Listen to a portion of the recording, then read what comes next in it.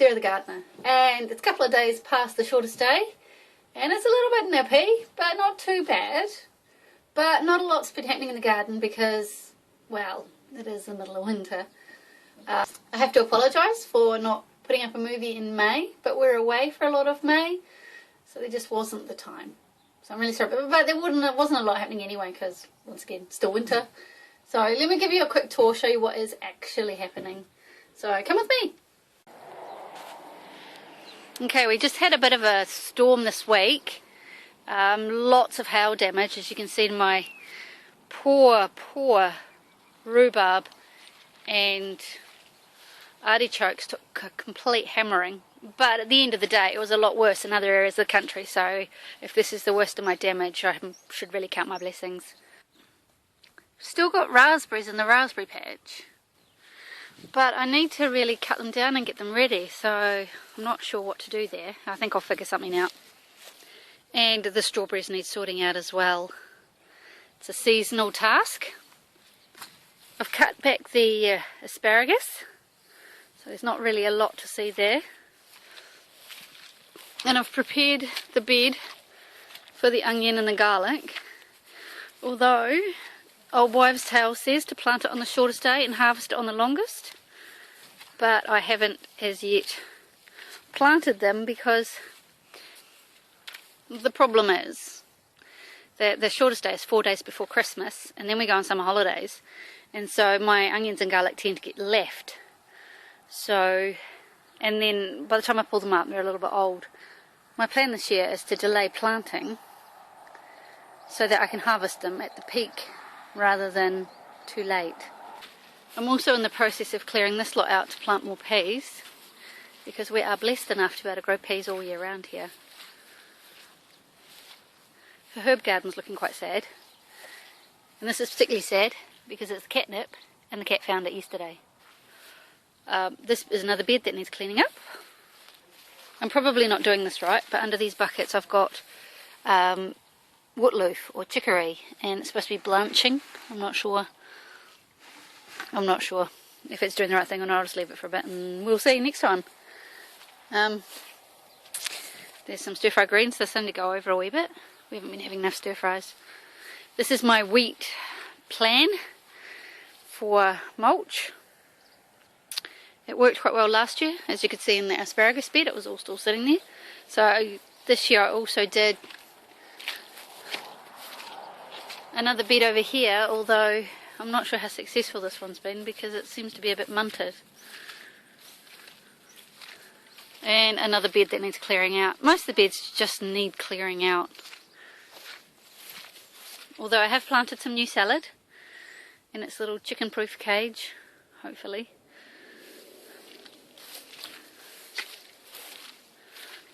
The kale's doing alright. Not bad for being in the garden for such a long time.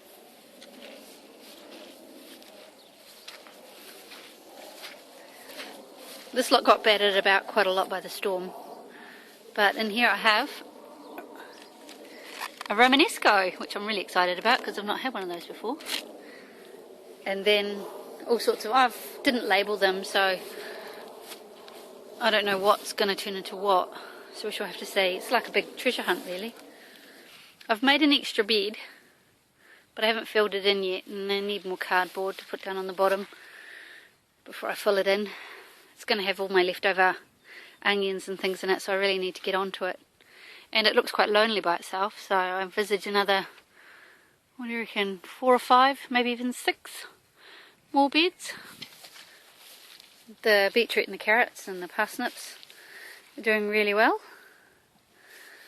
And there's some turnips in there that I'm really desperate to make turnip soup with because they're getting a little large. I need to pull out the dead eggplants. And the peppers, you can tell we haven't had a frost because while they still look quite manky, the peppers haven't really finished. There's one there. They just keep coming, so there's some peppers down there. I don't know. Oh gosh, look at that one. See? It's not quite finished. You can see that. So It'll be all over when we have a storm, frost. The bean bed needs clearing out.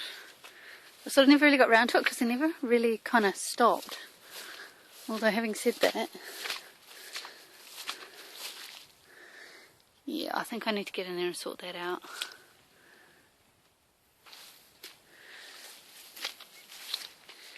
I really need to get in there and sort that out. It's not pleasant. My broad beans are doing alright despite being hammered by the wind, although they don't look too badly damaged considering the storm. Pretty fierce. Still got chickpeas growing, which is kind of odd. They're a strange plant to grow. I don't know. And my leeks need weeding quite badly, but I mean they're not bad. And I planted them quite deep, so they've got good long white bases to them, so that gets us through. The rainbow beet took a hammering in the storm as well, but what can you do, eh? Lots of weeding. I don't know, something keeps eating my celery. I should really investigate that. I don't know. And then, yeah, it's hard to know.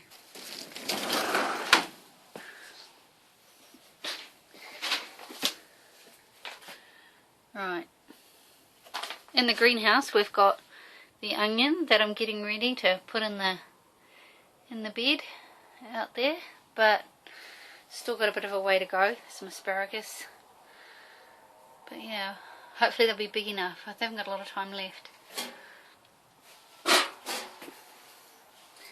There's my peas, but as you can see there's quite a intermittent hit rate because the mice stole loads.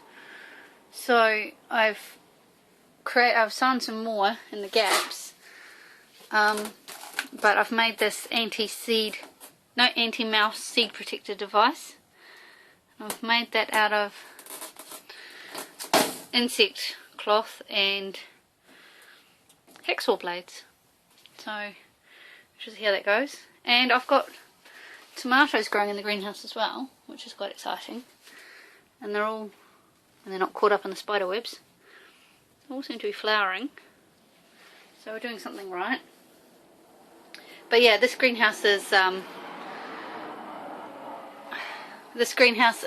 doomed for coming down at some point because I have a new one, or a second-hand new one, that I would like to have up before the winter, before the spring. But yeah, it's just got to figure out how to do it because it didn't come with any instructions. So that's why the greenhouse looks a bit dishevelled.